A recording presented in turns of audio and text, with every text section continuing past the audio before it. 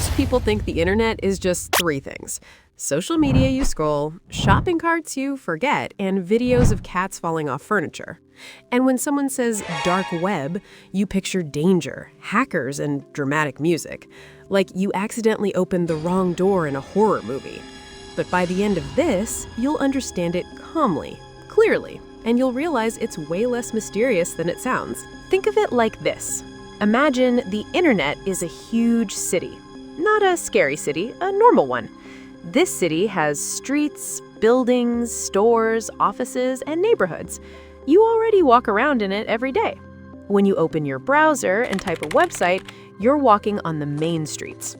Bright, busy, easy to find. Google Maps works there, street signs everywhere. Anyone can see where you're going. That's the regular web. Now, behind those main streets are buildings.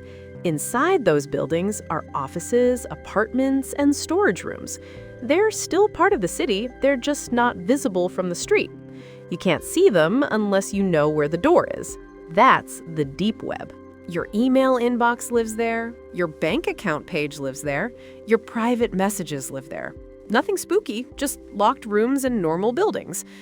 Now don't worry, we're still in the safe part of town. But somewhere deeper in this city, there are alleys. Not evil alleys, just quiet ones. And in those alleys, there are buildings with no signs, no addresses on Google Maps, no listings and directories. You can't just wander into them by accident. That part of the city is what people call the dark web. Notice something important. It's still part of the city. Same ground, same electricity, same rules of reality. It's just hidden from the main roads. This sounds complicated, but stay with me. The dark web isn't a different internet. It's a hidden neighborhood inside the same city. So how do people even get there? Imagine the city has a special kind of taxi.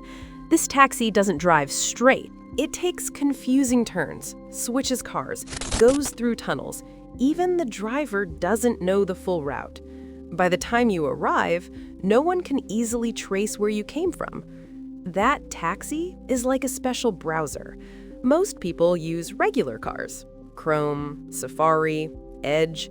Those cars leave clear tire tracks. Where you went, when you went, how long you stayed. The special taxi hides those tracks. It's designed for privacy. And here's the part that surprises people. Privacy isn't evil. Journalists use it. Activists use it. People living under strict governments use it. Imagine living in a city where speaking out is dangerous. Those hidden buildings become safe meeting rooms. Now let's pause for a second. So far, we've learned three things. The internet is a city. The deep web is locked rooms. The dark web is hidden buildings in quiet alleys. Still with me? Good. Now let's talk about fear. When people hear dark, they imagine crimes everywhere, like the whole neighborhood is on fire. That's not how cities work. Every city has normal places, boring places, and risky places. Most buildings in the dark web neighborhood are quiet, empty, outdated. Some are forums nobody visits anymore. Some are abandoned shops with broken windows. Very boring. But yes, some buildings are dangerous, just like in any city.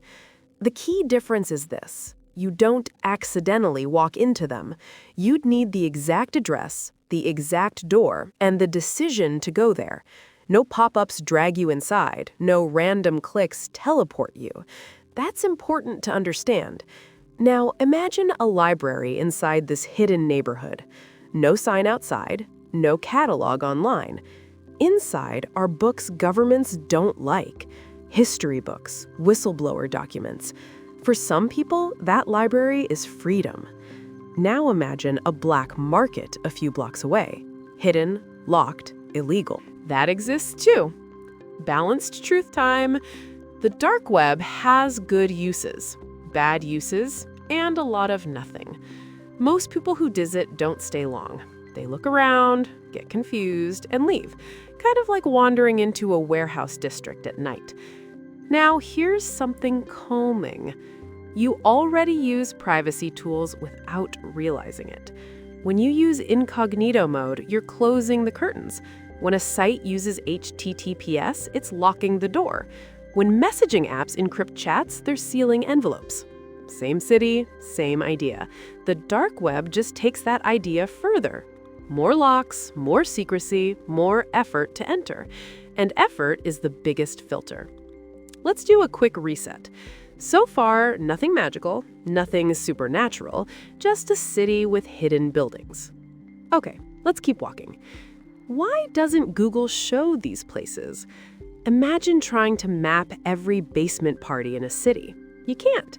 Search engines need signs, links, addresses. Dark web buildings don't advertise. They don't want foot traffic. So Google drives right past. That's it.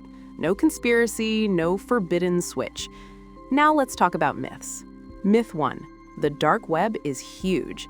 It's not. It's tiny compared to the main city, like a few side streets compared to millions of roads. Myth 2. Only criminals go there. False.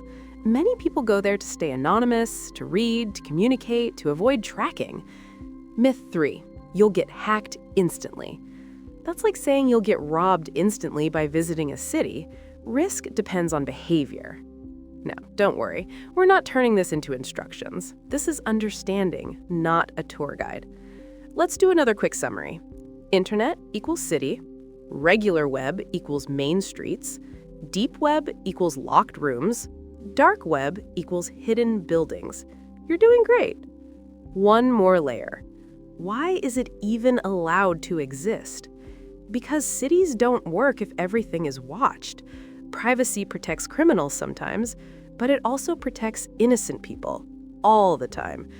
Think of curtains in your house. They can hide bad behavior, but mostly they just let you live normally. Same idea. Now, here's the boring truth nobody says out loud.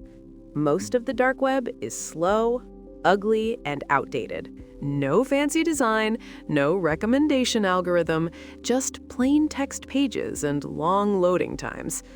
Not exactly thrilling.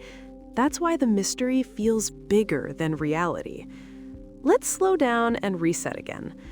Nothing has jumped out at you. No alarms, no monsters, just a quieter part of the city. Now, let's finish strong. If someone asks you what the dark web is, you can say this. The internet is a city. Most people stay on the main streets. Some rooms are private, some buildings are hidden. That's the dark web. That's it. No panic, no drama.